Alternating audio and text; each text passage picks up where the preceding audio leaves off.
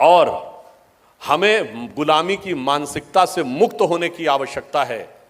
उसके लिए यह जरूरी है कि अगर हम गीता का पाठ करेंगे तो इसके अंदर वो सारे के सारे आधार मिल रहे हैं। क्यों? मैं एक विषय और कहना चाहता हूं।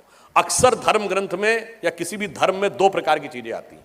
या तो वो आपको सन्यास के बारे में बताएगा कि भगवान से अलग, भगवान की तरफ जाओ संसार से अलग होके, और या फिर सांसारिकता का नियम बताएगा।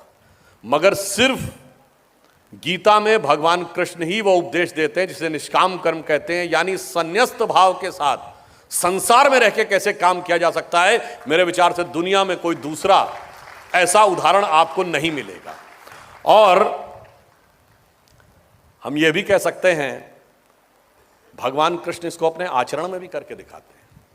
यदि कर्म के सिद्धांत को प्रतिपादित किया है तो हमारे भगवानों ने कर्म के सिद्धांत को अपने आचरण में बुला के दिखाया है।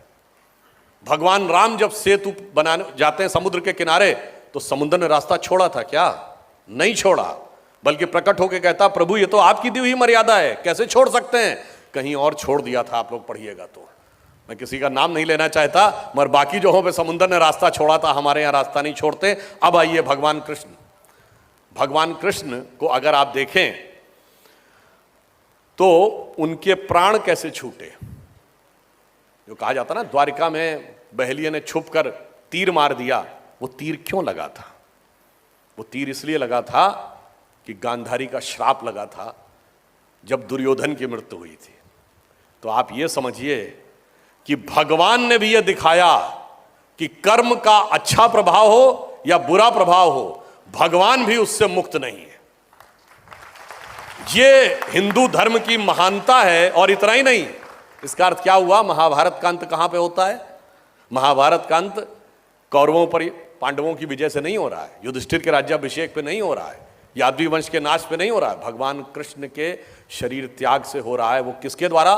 गांधारी के श्राप से। यानी दैवीय शक्तियों पर, दैवी शक्तियों की विजय आसुरी शक्तियों पर होके नहीं हो रहा है, ईश्वर के ईश्वरत्व पर स्त्री के सतीत्व की विजय के साथ समाप्त हो रहा है। और इसके उपरांत भी यदि किसी के मन में कोई संशय हो तो मैं अंत में सिर्फ यह कहना चाहता हूं कि भगवान कृष्ण ने गीता का उपदेश दिया, उसके बाद भी कॉन्फिडेंस आ गया था क्या अर्जुन को? उसके बाद भी उसने कहा महाराज वो सब तो ठीक है, मगर इनसे लड़ेंगे कैसे? ये सब तो बड़े बड़े महारथी हैं। तो भगवान कृष्ण को विराट रूप दिखाना पड़ा था। और भगवान कृष्ण ने विराट रूप 3 बार दिखाया। एक बार माता यशोदा को, जब उनके मुंह में सारा ब्रह्मांड दिख गया। अब वैसे उसको वो लोग कहानी मानते थे, उसमें मैं डिटेल में जाने का वक्त नहीं है। ये 2000